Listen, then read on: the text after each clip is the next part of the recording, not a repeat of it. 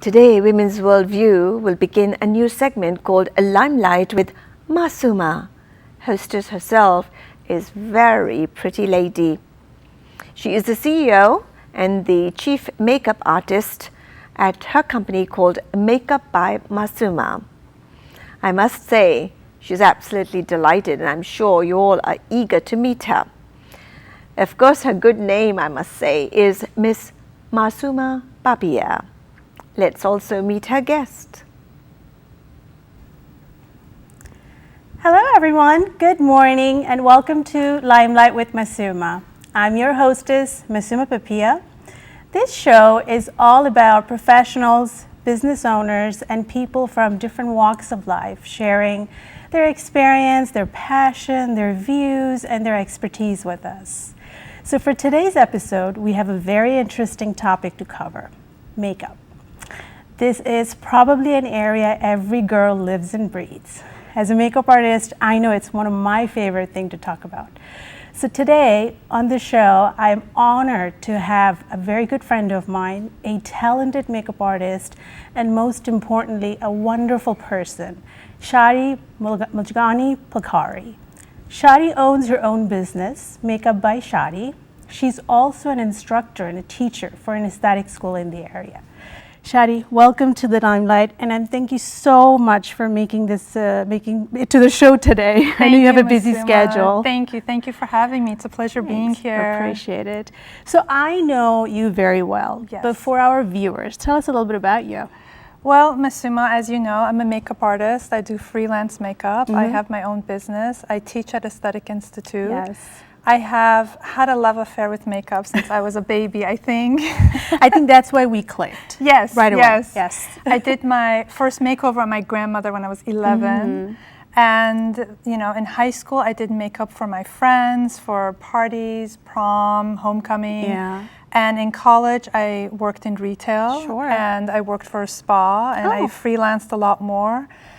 And I've just stayed in the business this whole time. So I remember you mentioned the spa thing to me before. I know that's such a kickoff, such a good kickoff to a career like this. It is. Tell me a little bit about the spa experience. Was that, I know you said you were in college, right? I was in college and I started working for this spa. It's a full spa, and I was their main makeup artist. So we got a lot of brides, as you know. Brides are a big part of this business. I think for any makeup artist, Shadi, you and I can vouch for this, brides are our main source of, like, that's where we get to show our talents, right? I mean, I totally agree with you. And it's such a fun business because they're only coming to you in their happiest moments, right? Yes. Yeah. So you started off at a very young age. Now I know you do have another profession. I do. So during this whole time I was in college and I graduated and I do patent searching. Okay. And I had kids, and when I had kids I took off 12 years from all work. I took off. I stayed home with the boys and I have returned full-time to makeup about 2 years ago. Well, I'm so glad you did, because we've just clicked because of makeup. We did. Then we became friends. We did. We've worked on many projects together. Oh, we did, yeah, and I'm looking forward to many more. Yes. Shadi, so tell me, so you pretty much mentioned brides and things like that. Tell me, what do you specialize in? What kind of makeup do you typically offer? I offer all types of makeup. I work with a lot of models and photographers and brides and teenagers who are going to the prom or homecoming, but I also do fantasy makeup. I worked with a children's theater group for several years. I remember that, yes. That's a lot of fun. Yeah, now theater makeup is completely different, isn't it? Completely different. It's different makeup, a different style of makeup. It's everything about it is completely different. And it is different than fantasy, which we're going to discuss right now, because theater is more for camera. Yes. Okay. You make them camera ready. Tell me about fantasy makeup. It's one of my favorite topics. Yes, fantasy makeup is a lot of fun. We get to play, we get to dress up. A lot of the models for fashion shows, that's what we do for them. As you know, we do fantasy for them. True. You do the eyes, the glitter. It's all about glitter. It's all about glitter. Yes. It's funny, in our little makeup artist group that we're it's a small group of us. I think amongst all of us, you're the most talented one when it comes to fantasy. First, you have to see her kit. It's just any kind of fantasy stuff that you need, it's in there. So I'm going to Thank dig into you. it whenever I need it. But I know you're very, very talented when it Thank comes you. to It's a lot of fantasy. fun. Like I said, it's just dress up, play, makeup. It really gets you to work those In a different creative mode. juices. Yes, Sure. it's super fun. No, fantasy makeup's not for everybody, though, right? I mean, I know I personally myself do not really offer that to a lot of clients because first of all, it's time consuming. It's a completely different kit, you know, and you really have to be skilled. It's really sculpts your face. Yes. It takes you to a different dimension. It does take you to a different dimension. And it's definitely not your everyday makeup, Yes. for sure. Yes. It's definitely for special occasions or Sure. special events. Sure. Definitely. Well, I'm looking forward to have you on the show Thank later you. on, sometimes in the year, and I would want to see some fantasy work. Okay. Definitely, definitely. So Shadi, we talked about technique a little bit. We talked about the different kinds that you do. Talking about technique, you know, I've always had one question that all my clients ask me, and it's the most, I think, asked question from everybody. Give me contour and highlights. That's what I want. I want contour and highlights first. Everything else comes second. Yes. So, for once and for all, just tell our viewers what's contour and highlight. Is it for everybody? So contour and highlighting is a way to sculpt the face and to highlight your best features. Sure. It's a way to narrow the nose or create high cheekbones or maybe hide a double chin. It's all an illusion, and absolutely not for everybody, no. There are some people, as we've discussed, who maybe they're very skinny, maybe they're very petite. I mean, it depends on the shape of the face. Shape of the face, yeah. And sometimes maybe you just need a little highlight on the cheekbones to And no just contouring, bring yeah. out the best. I mean, I know, you know, working with different models like you and I do, it's so important to know the face shapes before you go into contour and Yes. highlighting, isn't it? Absolutely. Because we can't contour somebody who's already contoured. Yes.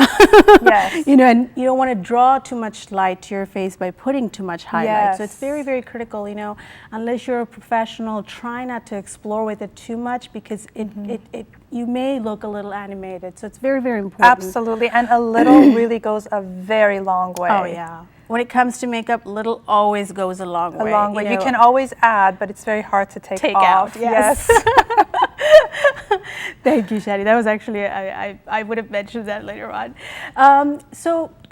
We've talked about technique a little bit. The second question that a lot of people ask for, and I know the viewers would appreciate that, is, you know, I have under eye circle, I have dark circle. What do I need to do? How do I get rid of it? Just give us a simple solution. So it depends on how dark the under eye circles are. If you have very, very dark circles, very blue circles under your eyes, you might need corrective concealer and then concealer. But for the majority, a good concealer would work. Just any concealer, because it's, you know, I don't think it's feasible, and economically it may not be, you know, feasible for everybody to have huge things like we do. We have kits, we've got different things because we use them on clients. But for someone who's, you know, just starting off, it may not be a good idea to have different, what do you call it?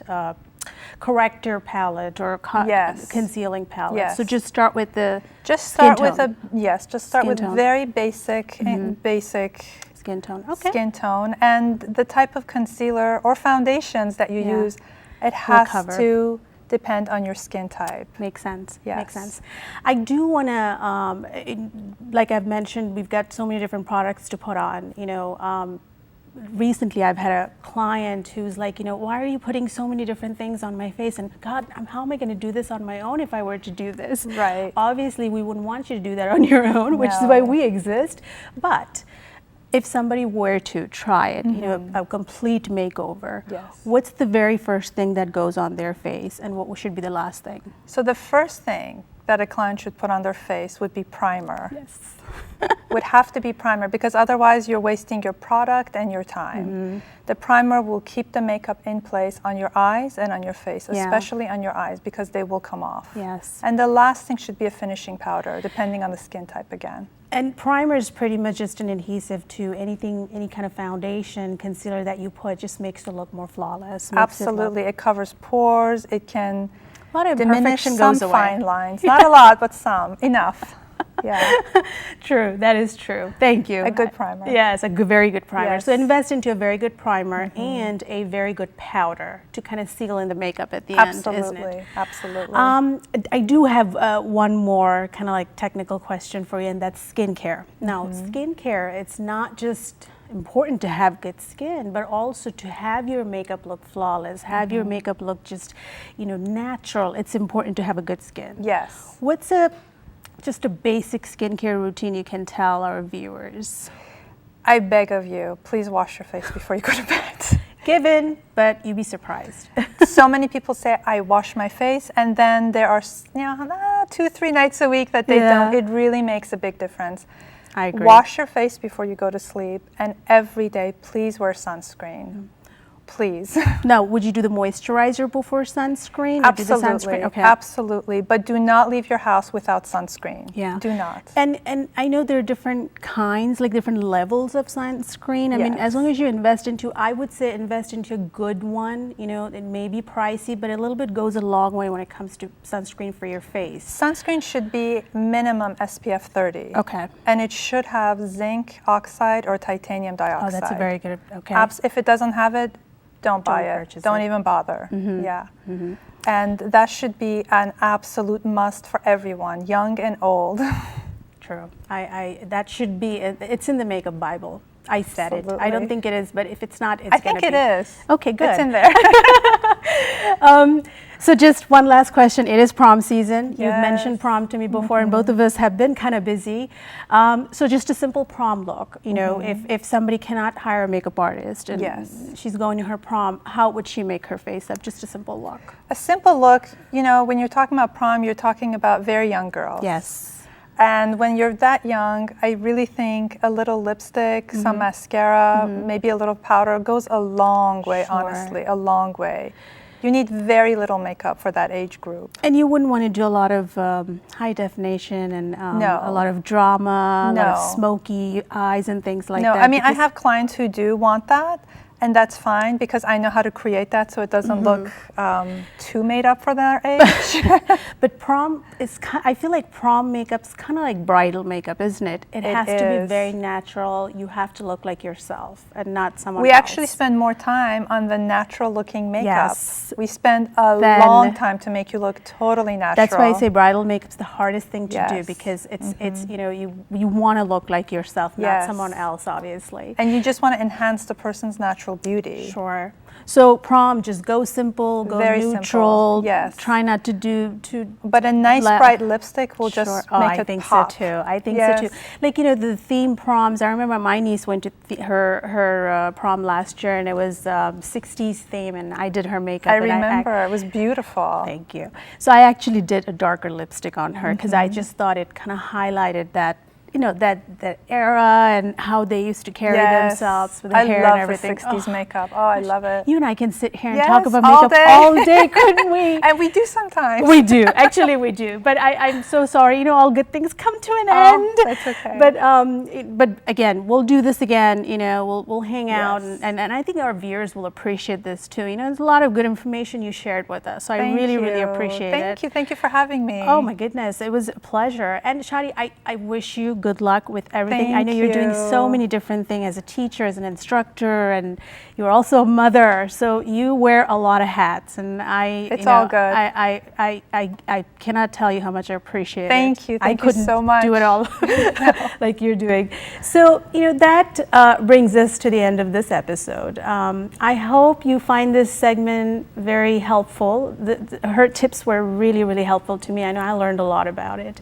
If you enjoyed this episode and would like to see more makeup, beauty, and fashion-related topics, please email me at masuma.papia@gmail.com.